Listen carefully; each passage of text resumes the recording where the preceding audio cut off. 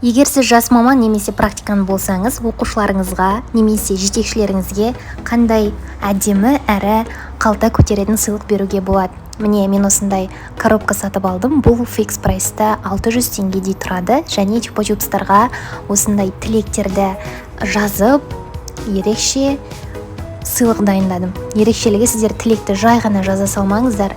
Әрбір оқушының өзіне тән қасиетін, оған не тілейсіз, соны жазып, әрбір чупа-чупске стикерлерді қию арқылы жазып сыйлайсыздар. Міне, оқушыларға мен алғыс айту күніне орай осындай чупа-чупстарды тараттым.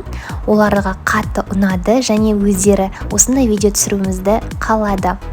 Міне, оқушылар әрі бұл тілектерді оқып, сізге деген байланысы одан сайын махаббаты артып, құрметі артады.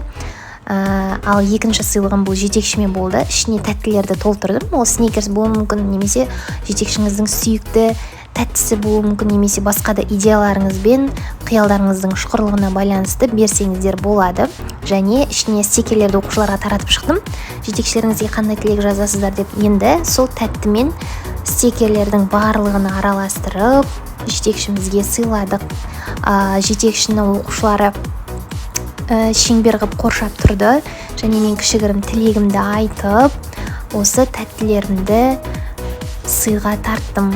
Мұғалімнің бүгінгі күннің толықтай көтеріңкі жүруіне ерекше септігін тигізген сыйлықтың бірі болды. Себебі ішіндегі тілектер адамның көңілін көтереді, әрине тәтті де адамның көңілін көтереді.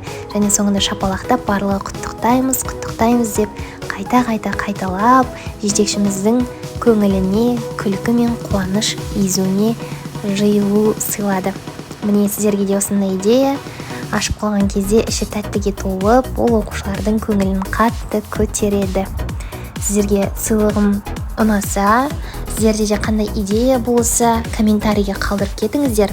Міндетті түрде мен оқып, сіздерге кері байланыс жасайтын боламын.